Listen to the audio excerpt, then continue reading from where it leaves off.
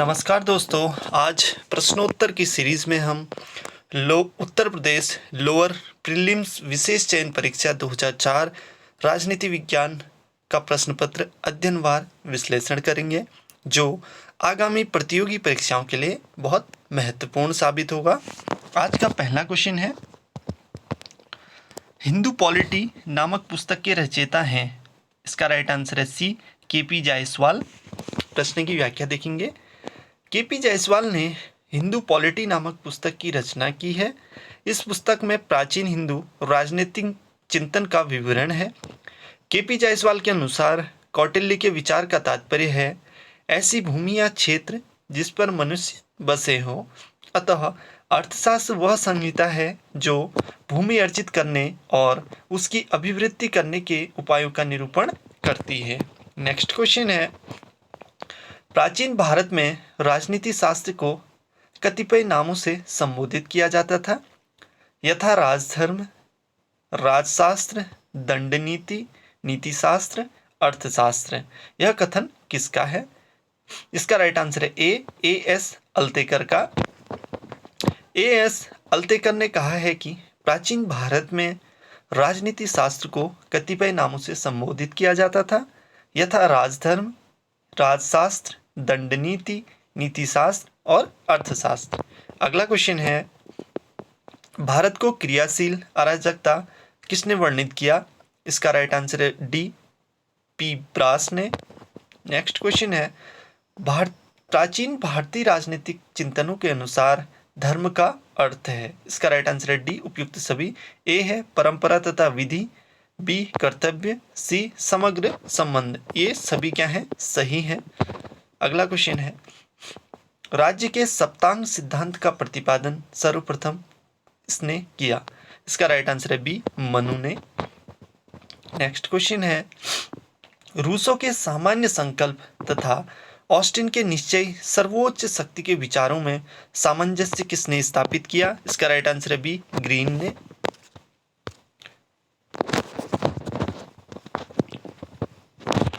आदर्शवादी विचारक T.S.. Green ने रूसों के सामान्य संकल्प तथा ऑस्टिन के सर्वोच्च शक्ति के विचार में सामंजस्य स्थापित करते हुए कहा कि शक्ति नहीं वरन इच्छा ही राज्य का आधार है। नेक्स्ट क्वेश्चन है, क्वेश्चन नंबर 7, प्राकृतिक कानून और नागरिक कानून के मध्य स्पष्ट अंतर करके हॉब्स ने विश्लेषणात्मक विधि शास्त्र के उस पद्धति की आधारशिला रखी जिसे बाद में वेंथम और ऑस्टिन द्वारा विकसित किया गया। यह किसने कहा? इसका राइट आंसर है बी, सेबाइन ने। सेबाइन के अनुसार प्राकृतिक कानून और नागरिक कानून के मध्य स्पष्ट अंतर करके हॉब्स ने विश्लेषणात्मक विधि शास्त्र के उस पद्धति की आधारशिला रखी जिसे बाद में वेंथम और ऑस्टिन द्वारा विकसित किया गया। नेक्स्ट क्वेश्चन है, संप्रभुता के अद्वैतवादी सिद्धांत का प्रतिपादक था। इसका राइट आंसर है ए, जॉन ऑस्टिन। जॉन ऑस्टिन के अनुसार यदि एक निश्चित मानव प्रभु जो अपने सिवा किसी अन्य प्रभु की आज्ञा का पालन करने का आदि नहीं है, बल्कि जो समाज के अधिकांश समूह से स्वाभाविक रूप से आज्ञा पालन प्राप्त करता है, तब वह निश्चय मानव प्रभु उस समाज में प्रभु सत्ताधारी है और वह समाज राजनीतिक व स्वतंत्र समाज होगा। अगला क्वेश्चन है, किसने वैधानिक और राजनीतिक संप्रभु में विभेद विकसित किया? इसका राइट आंसर है बी, डाइसी ने। प्रत्यक्ष लोकतंत्रीय शासन में वैध और राजनीतिक प्रभुता में कोई अंतर नहीं होता और वे क्रियात्मक रूप से मिल जाती हैं, क्योंकि विधि निर्माण में जनता का प्रत्यक्ष हाथ होता है, किंतु अप्रत्यक्ष लोकतंत्र में जनता के प्रतिनिधि विधि निर्माता होते हैं। ऐसी स्थिति में जनप्रतिनिधियों से निर्मित व्यवस्थापिका वैधानिक संप्रभु और उस वैधानिक संप्रभु पर नियंत्रण रखने वाले निर्वाचन राजनीति प्रभु कहलाते हैं। नेक्स्ट क्वेश्चन है, संप्रभुता को किसी भी समाज के राजनीतिक एवं स्वतंत्र होने के लिए पूर्व शर्त मानने वाला है ऑस्टिन। इसका राइट आंसर है बी, ऑस्टिन। अंग्रेजी न्यायविद जॉन ऑस्टिन के अनुसार यदि एक निश्चित मानव प्रभु जो अपने सिवाय किसी अन्य प्रभु की आज्ञा पालन करने का आदी नहीं है, बल्कि जो समाज के अधिकांश समूह के स्वाभाविक रूप से आज्ञा पालन प्राप्त करता है, तो वह निश्चित मानव प्रभु उस समाज में प्रभु सत्ताधारी है और वह समाज राजनीति व स्वतंत्र समाज होगा। नेक्स्ट क्वेश्चन है, विधि के क्षेत्र में अनुचित आदेश जैसा कुछ भी नहीं होता उपयुक्त कथन का संदर्भ है। इसका राइट आंसर है बी, संसदीय संप्रभुता। प्रश्न की व्याख्या देखेंगे। विधि के क्षेत्र में अनुचित आदेश जैसा कुछ भी नहीं है। यह वक्तव्य संसदीय संप्रभुता से संबंधित है। संसदीय संप्रभुता में एक प्रकार से जनता का ही शासन होता है। आधुनिक लोकतंत्रात्मक राज्यों में यह सर्वोपरि सत्ता संसद होती है। न्यायालय इसी द्वारा निर्मित कानूनों के अनुसार न्याय करते हैं। इंग्लैंड में राजा सहित संसद में वैधानिक प्रभुसत्ता निहित है। यद्यपि कि भारत में संसदीय शासन होते हुए भी ब्रिटेन जैसी संसदीय संप्रभुता नहीं है। नेक्स्ट क्वेश्चन है, यह किसने कहा है कि राज्य संपत्ति को उत्पन्न नहीं करता, अपितु स्वयं उसका जन्म संपत्ति की रक्षा के लिए हुआ है? इसका राइट आंसर है ए, लॉक ने कहा है। लॉक ने जीवन, स्वतंत्रता और संपत्ति के अधिकार को प्राकृतिक अधिकार माना है। उसने तर्क दिया है कि मनुष्य इन्हीं अधिकारों की रक्षा के लिए नागरिक समाज या राज्य का निर्माण करते हैं। लॉक के अनुसार मनुष्य को अपने शरीर पर स्वामित्व प्राप्त है। प्राकृतिक संसाधनों के साथ अपना श्रम मिलाकर वह जो कुछ अर्जित करता है वह उसकी निजी संपत्ति बन जाता है। इस तरह से किसी भी वस्तु को अपने अधिकार में लेने के लिए दूसरों की सहमति आवश्यक नहीं होती। लॉक राज्य को निजी संपत्ति की सुरक्षा का साधन बताकर बाजार की आर्थिक गतिविधियों में हस्तक्षेप करने से रोकता है। नेक्स्ट क्वेश्चन है, किसने कहा है राज्य न तो ईश्वर की कृति है, न श्रेष्ठ भौतिक शक्ति का परिणाम है, न परिपाटी और न ही परिवार का विस्तार मात्र है? इसका राइट आंसर है डी, गार्नर ने कहा है राज्य न तो ईश्वर की सृष्टि है, न वह उच्च कोटि के शारीरिक बल का परिणाम है और न किसी प्रस्ताव या समझौते की कृति है और न परिवार का विस्तृत रूप है। यह तो क्रमिक विकास से उत्पन्न एक ऐतिहासिक संस्था है। निम्नलिखित वक्तव्यों में से कौन सा एक जॉन लॉक के बारे में सही नहीं है? इसका राइट आंसर है सी, उसके लिए सरकार जनता की सहमति पर आधारित चाहिए। जॉन लॉक के अनुसार राज्य एक ऐसा संगठन है जन सहमति पर आधारित है और जिसका उद्देश्य मानव समाज का कल्याण है। इसमें सरकार यदि जनता के हितों के विरुद्ध कार्य करती है तो जनता सरकार को हटा सकती है। नेक्स्ट क्वेश्चन है, सामान्य संकल्प की अवधारणा।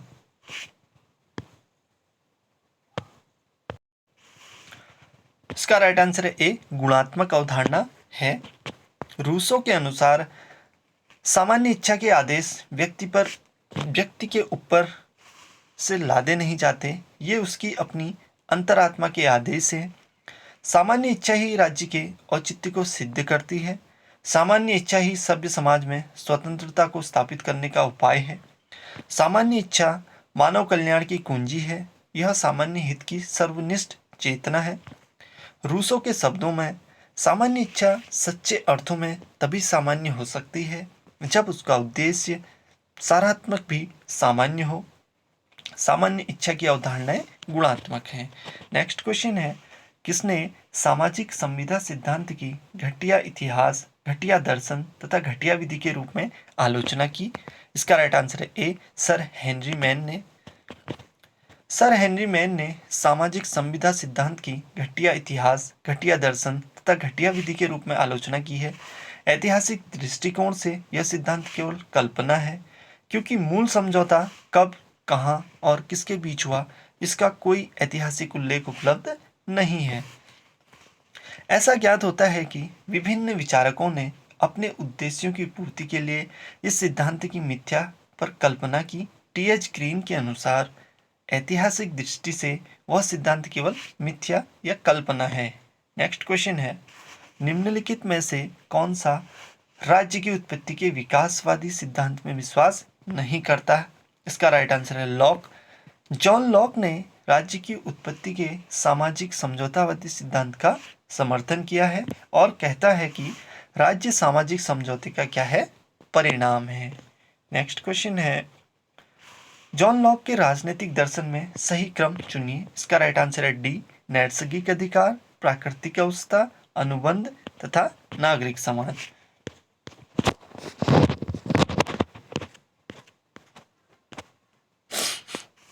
जॉन लॉक के राजनीतिक दर्शन का सही क्रम इस प्रकार है: नैसर्गिक अधिकार, प्राकृतिक अवस्था, अनुबंध, नागरिक समाज।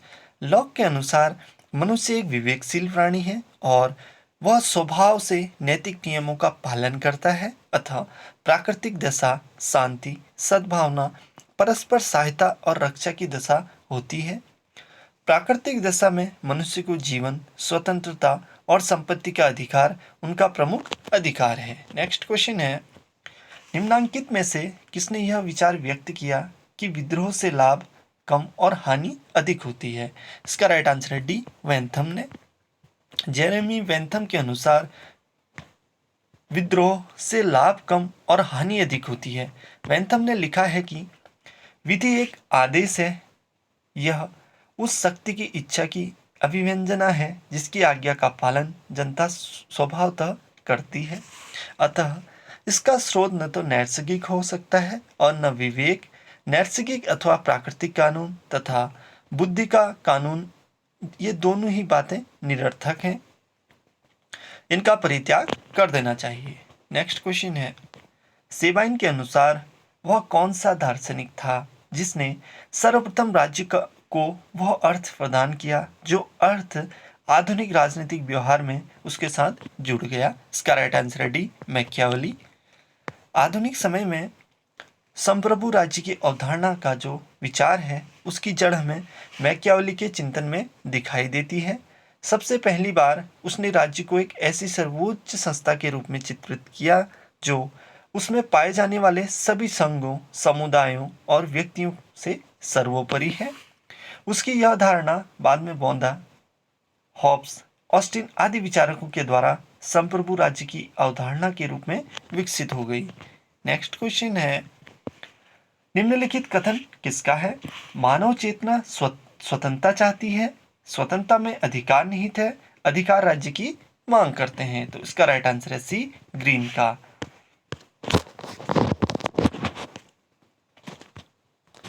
जॉन लॉक के राजनीतिक दर्शन का सही क्रम इस प्रकार है।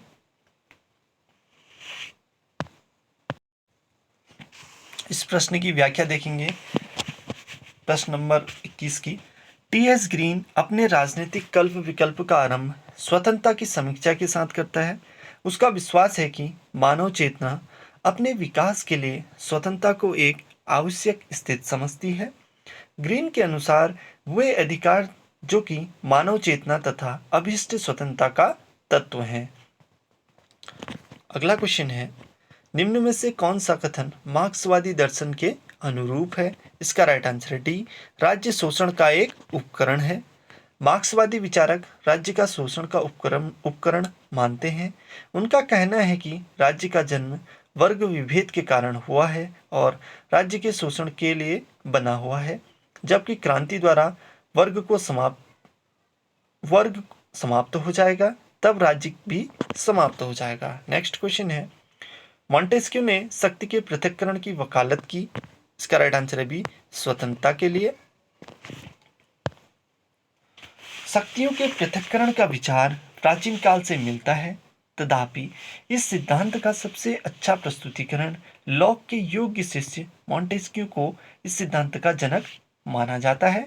मॉन्टेस्क्यू की रचना the spirit of the laws, कानून की आत्मा, में इसका विवरण मिलता है।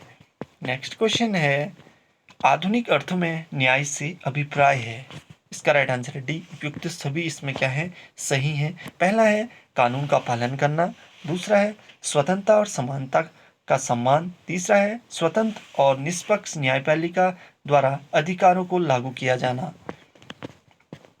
नेक्स्ट क्वेश्चन है, आनुपातिक समानता का सिद्धांत सर्वप्रथम किसने प्रतिपादित किया? इसका राइट आंसर है ए, अरस्तु ने प्रतिपादित किया है।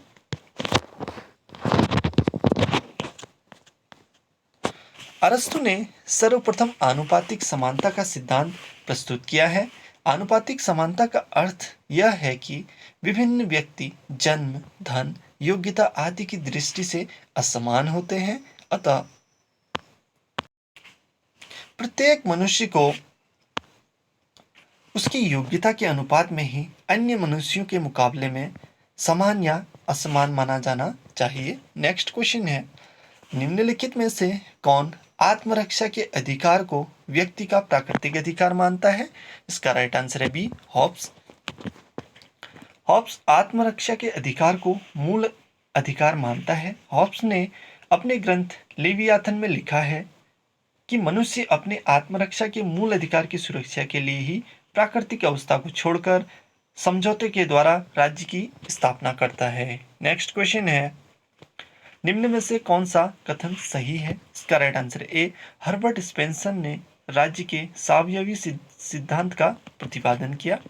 नेक्स्ट क्वेश्चन है, निम्नांकित में से किसका यह मानना है कि राज्य एक लोक सेवा निगम है? इसका राइट आंसर है डी, लास्की का। क्वेश्चन नंबर 29, निम्न में से कौन सा कथन अराजकतावाद से संबंधित है? इसका राइट आंसर है बी, राज्य एक अनावश्यक बुराई है। अराजकतावाद का सिद्धांत है जो मानव समाज की किसी बुराइयों को दूर करने के लिए अराजकता अर्थात राज्य या राज्य की शक्ति के अंत का समर्थन करता है। अराजकतावाद राज्य विरोधी सिद्धांत है। यह राज्य को एक अनावश्यक दोष मानता है, अतः राज्य समाप्त हो और एक राज्य विहीन समाज बनाया जाए जिसमें मानव किसी सत्ता के अधीन न हो तथा सभी लोगों के स्वतंत्र व स्वैच्छिक संघों द्वारा सामाजिक विषयों का प्रबंध हो। राज्य अनावश्यक है क्योंकि यह व्यक्तियों के किसी भी प्रकार का हित साधन नहीं करता। नेक्स्ट क्वेश्चन है, निम्नांकित में से कौन सा मार्क्सवादी सिद्धांत नहीं है? इसका राइट आंसर है बी, स्वानुभूति का सिद्धांत। मार्क्सवादी सिद्धांत द्वंद्वात्मक भौतिकवाद, ऐतिहासिक भौतिकवाद, वर्ग संघर्ष, मूल्य का श्रम सिद्धांत आदि तथा स्वानुभूति का सिद्धांत मार्क्सवादी सिद्धांत नहीं है।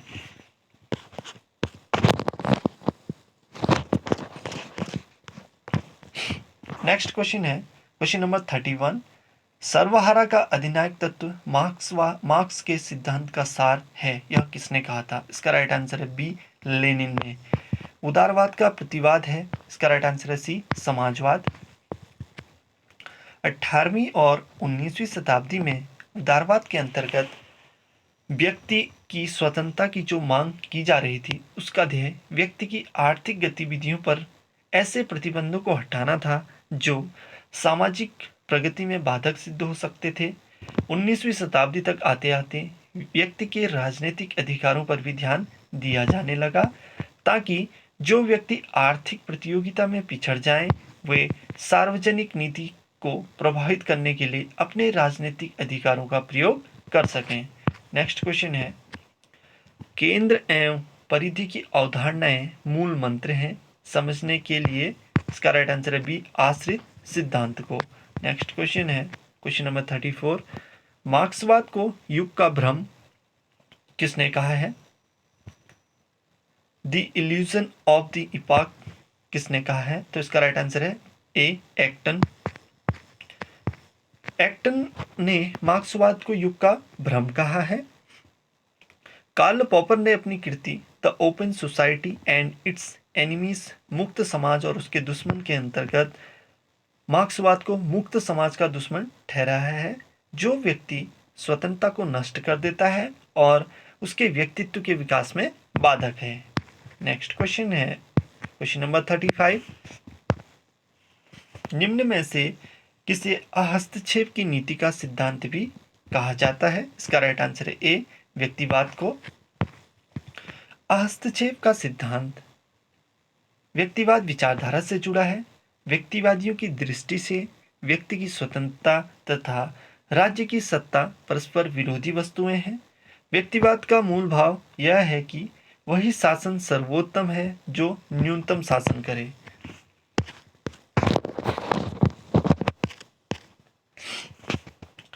क्वेश्चन नंबर 36, संपत्ति के श्रम सिद्धांत का प्रतिपादन किया। इसका राइट आंसर है सी, जॉन लॉक ने। संपत्ति का श्रम सिद्धांत जॉन लॉक ने प्रस्तुत किया है। जॉन लॉक ने संपत्ति को मूलतः व्यक्ति के श्रम का फल माना है। लॉक ने कहा है जिस चीज को मनुष्य ने अपने शारीरिक श्रम द्वारा प्राप्त किया है उस पर उसका प्राकृतिक अधिकार है। लॉक ने इस तरह व्यक्तिगत स्वामित्व का सिद्धांत प्रकट किया। नेक्स्ट क्वेश्चन है, निम्नांकित में से किसने मार्क्सवाद को कल्पनावादी, अभियांत्रिकी तथा इतिहासवाद की संख्या दी है। इसका राइट आंसर है A, Karl Popper. Karl Raymond Popper का जन्म वियना ऑस्ट्रिया के एक यहूदी परिवार में हुआ। 1937 में वह ऑस्ट्रिया से न्यूजीलैंड चला गया और 1945 में वह लंदन स्कूल ऑफ इकोनॉमिक्स में पहुंच गया। कार्ल पॉपर ने इतिहासवाद को छद्म विज्ञान की श्रेणी में रखा है और अपनी दो प्रसिद्ध कृतियां the open society and its enemies, मुक्त समाज और इसके दुश्मन, और द पॉवर्टी ऑफ स्टोरीज में इतिहासवाद की सराहीनता 1957 के अंतर्गत इतिहासवाद पर प्रबल प्रहार किया है। नेक्स्ट क्वेश्चन है, निम्न में से कौन सा एक दबाव समूह की विशेषता नहीं है। इसका राइट आंसर है डी, चुनाव में सहभागी होना। दबाव समूह का उद्देश्य अपने सदस्यों के कल्याण तक ही सीमित होता है, न कि सार्वजनिक जन कल्याण हेतु। दबाव समूह चुनाव में अप्रत्यक्ष रूप से भाग लेते हैं, लेकिन इनका उद्देश्य सत्ता हथियाना नहीं होता। इनका उद्देश्य मंत्रियों, शासन अधिकारियों और विधायकों पर विभिन्न तरीकों से दबाव डालकर अपना कार्य निकालना होता है। दबाव समूह चुनाव में प्रत्यक्षतः भाग नहीं लेते।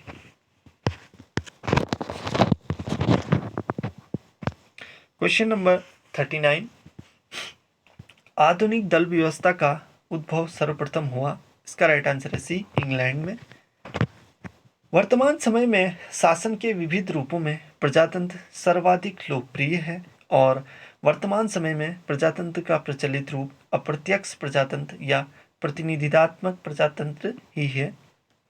प्रतिनिधित्वात्मक प्रजातंत्र के अंतर्गत जनता अपने प्रतिनिधि चुनती है और प्रतिनिधियों के द्वारा शासन किया जाता है।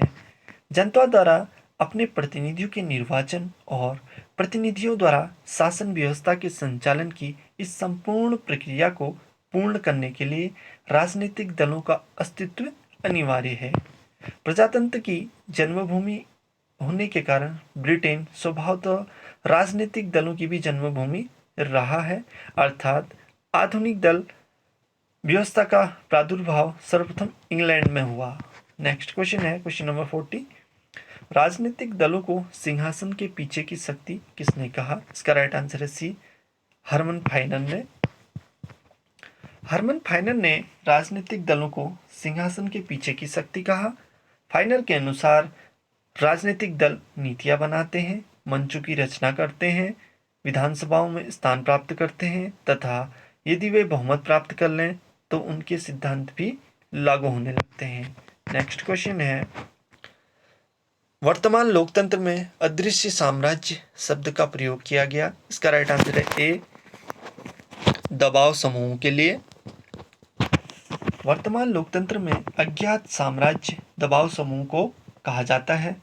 Professor S.E. फाइनल ने दबाव समूह को गुमनाम साम्राज्य, D.D. मैक्सिंग ने इसे अदृश्य साम्राज्य और यास्टिन सेलिन ने इसे, रिचर्ड लैम्बर्ट ने इसे गैर सरकारी शासन कहा है। नेक्स्ट क्वेश्चन है, क्वेश्चन नंबर 42, इस विचार का प्रतिपादन किसने किया। जनता का शासन एक कल्पना मिथ है, अल्पसंख्यक का शासन वास्तविकता हकीकत है। इसका राइट आंसर है बी, अभिजनवादियों ने।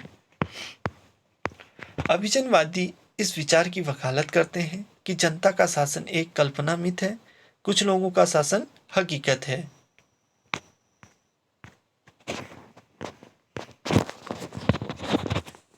नेक्स्ट क्वेश्चन है, क्वेश्चन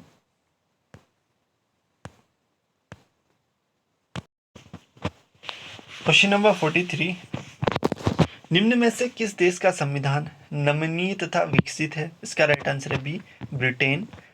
नमनीय संविधान में संवैधानिक कानून और सामान्य कानून में कोई अंतर नहीं होता, क्योंकि संवैधानिक कानून में भी सामान्य कानून की ही तरह संशोधन एवं परिवर्तन किया जा सकता है। दूसरी ओर विकसित संविधान में भी संविधान का निर्माण किसी संविधान सभा द्वारा नहीं होता, बल्कि इनका निर्माण परंपराओं, रीति रिवाजों एवं विकास का परिणाम होते हैं, जो कि ब्रिटेन में हैं। नेक्स्ट क्वेश्चन है, यह कथन किसका है? कठोर, अनमनीय और नमनीय संविधानों में अंतर प्रकार का नहीं बल्कि मात्र का है। इसका राइट आंसर है ए, गार्नर ने कहा है। गार्नर का कथन है, कठोर और नमनीय संविधानों में अंतर का प्रकार नहीं बल्कि मात्र का है। लिखित और अलिखित संविधानों के बीच केवल मात्र का भेद है, प्रकार का नहीं। नेक्स्ट क्वेश्चन है, क्वेश्चन नंबर 45, सर्वप्रथम किसने संवैधानिक शासन का सिद्धांत प्रतिपादित किया था? इसका राइट आंसर है जॉन लॉक ने। जॉन लॉक का राज्य सीमित और मर्यादित है, न कि निरंकुश। लॉक का राज्य निरंकुश नहीं हो सकता, क्योंकि उस पर बहुत सी सीमाएं हैं। पहली सीमा तो यह है कि राज्य अपनी सत्ता जनता से ग्रहण करता है, और दूसरी यह है कि राज्य को यह सत्ता या अधिकार ट्रस्ट के रूप में कुछ विशेष उद्देश्य की पूर्ति के लिए दिया जाता है। नेक्स्ट क्वेश्चन है, संवैधानिक शासन का अर्थ है, पहला है संविधान के प्रावधानों के अनुरूप शासन, दूसरा है विधि का शासन, तीसरा है नागरिक अधिकार, चौथा है सीमित शासन। इसका राइट आंसर है D, first, second, third, fourth चारों क्या है? सही है।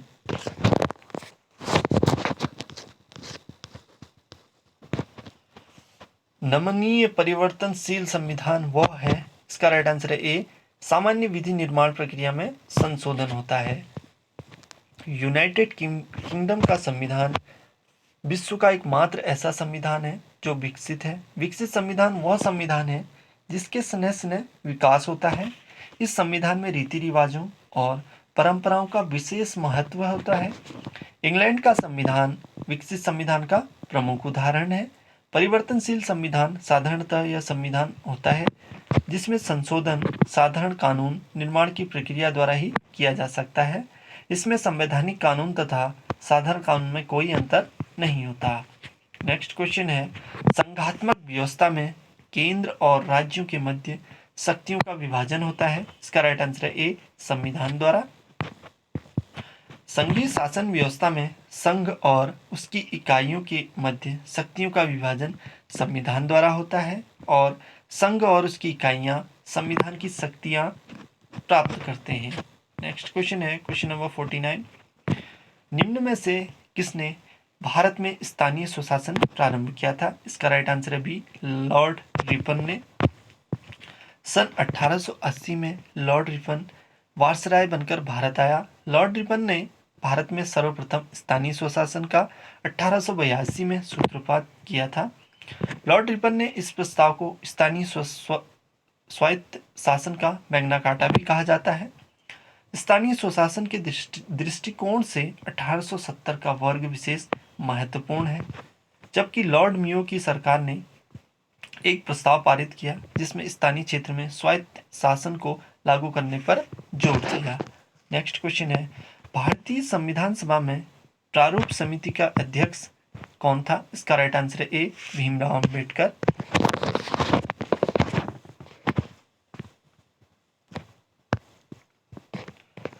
संविधान सभा ने 29 अगस्त 1947 को एक प्रारूप समिति की नियुक्ति की। प्रारूप समिति के अध्यक्ष डॉक्टर भीमराव अंबेडकर थे तथा अन्य सदस्य थे कन्हैया लाल, मणिकलाल, मुंशी मोहम्मद हादुल्ला, बी.एस. मित्तल, अदिल्ला कृष्णा स्वामी अय्यर, एन. गोपालन स्वामी अयंगर तथा डी.पी. खेतान। नेक्स्ट क्वेश्चन है,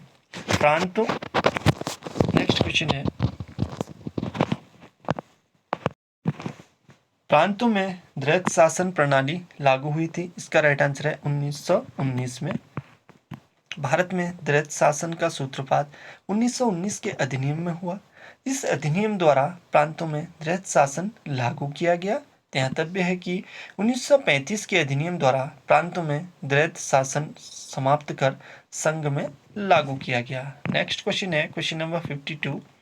भारत में संघीय सरकार को सर्वप्रथम प्रस्तावित किया गया। इसका राइट आंसर है सी, 1935 के भारत सरकार अधिनियम के द्वारा।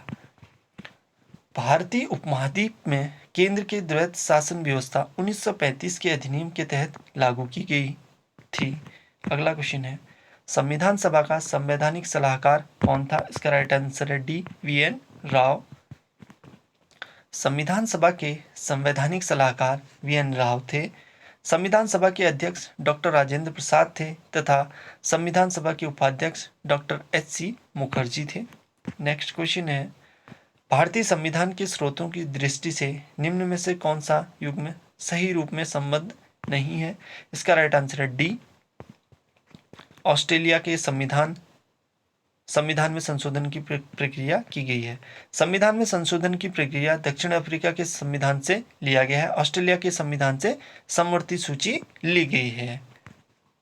नेक्स्ट क्वेश्चन है लोकसभा का अध्यक्ष है नियुक्ति किया जाता है, बी मनोनीत होता है, सी निर्वाचित होता है, डी चयनित होता है।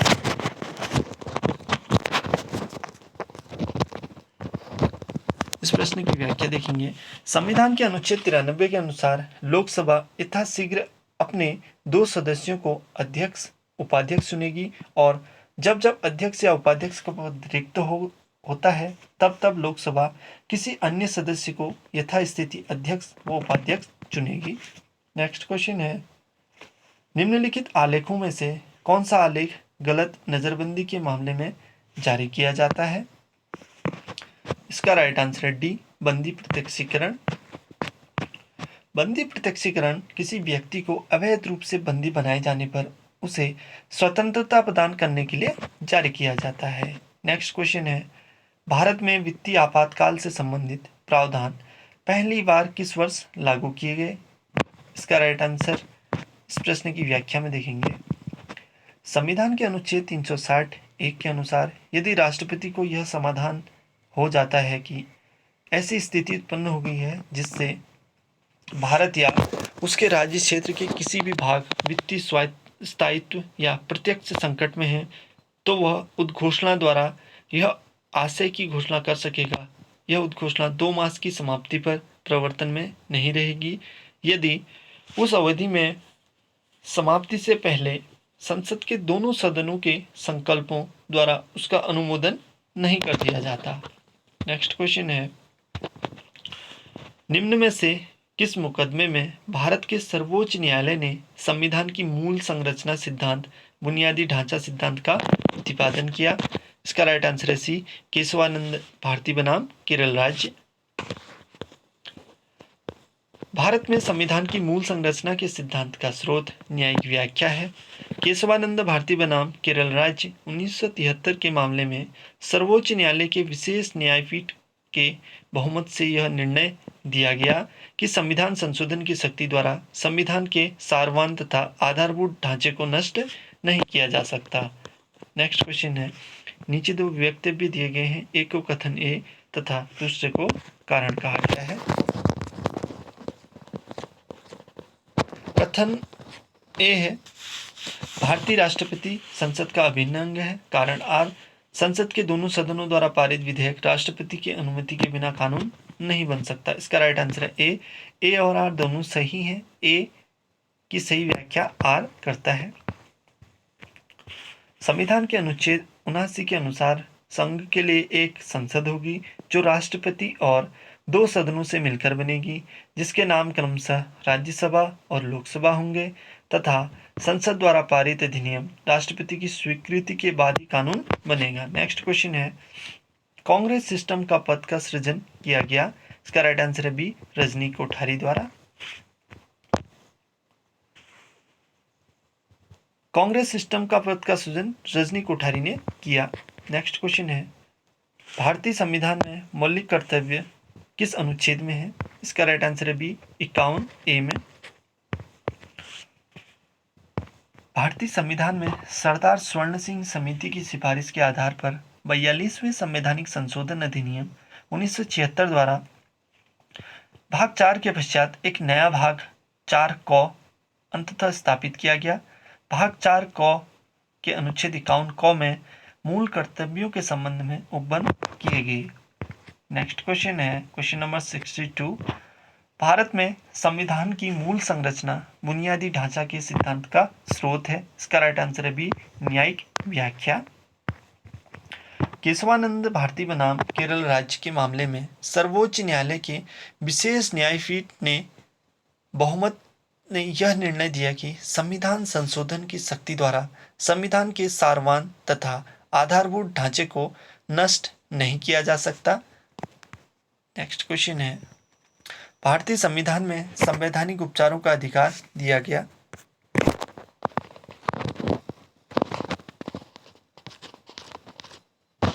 इसका राइट आंसर है ए, अनुच्छेद 32 में। भारतीय संविधान के भाग 3 में अनुच्छेद 32 से 35 में संवैधानिक उपचारों के अधिकार का वर्णित किया गया है। अधिकारों का अस्तित्व तभी सार्थक है जबकि उपचार भी प्राप्त हो सके। नेक्स्ट क्वेश्चन है लोकसभा में किसी विधेयक पर आम बहस किस स्तर पर होती है। इसका राइट आंसर है बी, द्वितीय वाचन में। प्रत्येक विधेयक साधारण सामान्य विधेयक की 3 वाचकों से गुजरता है। प्रथम वाचक में विधेयक को पुनः स्थापित करने के लिए सदन की अनुमति मांगी जाती है। द्वितीय वाचन में 2 अवस्थाएं होती हैं। नेक्स्ट क्वेश्चन है लोक लेखा समिति के अध्यक्ष को कौन मनोनीत करता है। इसका राइट आंसर है सी, लोकसभा अध्यक्ष। लोक लेखा समिति यह लोकसभा की समिति है। उस सदन में उसे 15 सदस्य होते हैं, किंतु दोनों सदनों में सहमति के आधार पर राज्यसभा के 7 सदस्य इस समिति में सहयुक्त होते हैं जिससे वह और मजबूत हो जाए। अध्यक्ष का नाम निर्देशित लोकसभा अध्यक्ष करता है। यह समिति नियंत्रक महालेखा परीक्षक के प्रतिवेदन को संसद के समक्ष रखे जाने के पश्चात परीक्षा करती है। नेक्स्ट क्वेश्चन है भारतीय संविधान सभा में लक्ष्य प्रस्ताव किसने प्रस्तुत किया। इसका राइट आंसर है बी, पंडित जवाहरलाल नेहरू ने।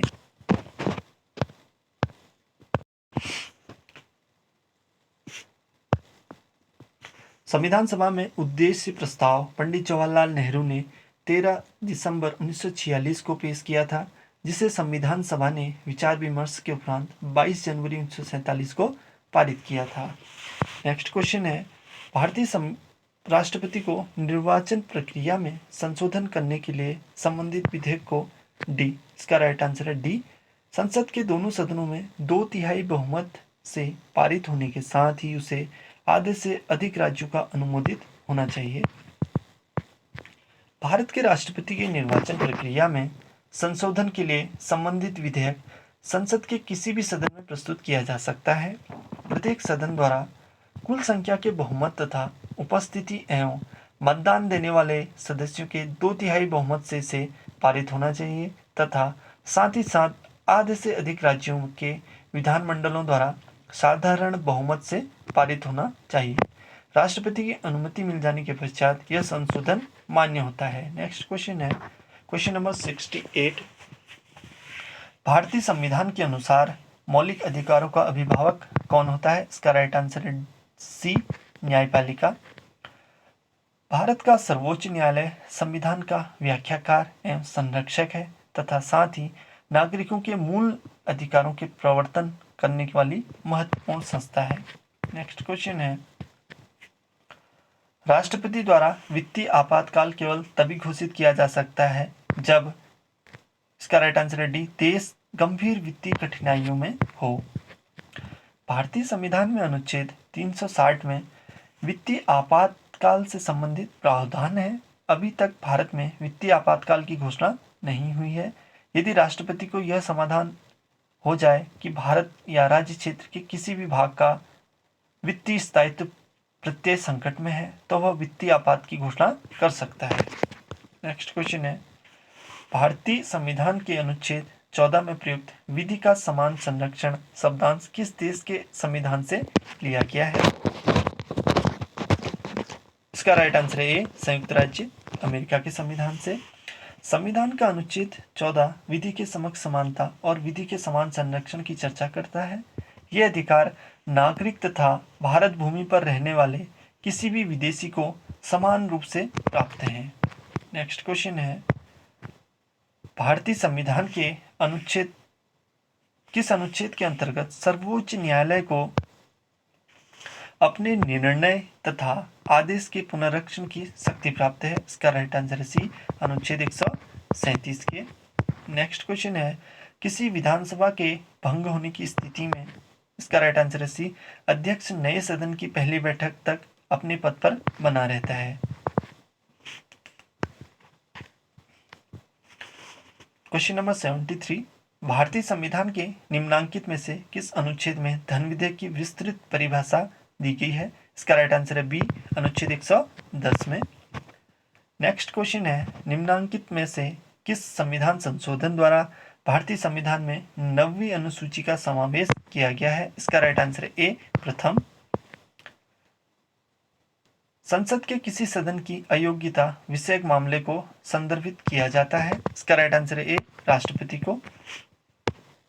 आज के लिए बस इतना ही, मिलते हैं नेक्स्ट वीडियो में नए प्रश्नों के साथ। अगर आपको ये वीडियो पसंद आई तो प्लीज़ वीडियो को लाइक, सब्सक्राइब और शेयर कीजिएगा। धन्यवाद।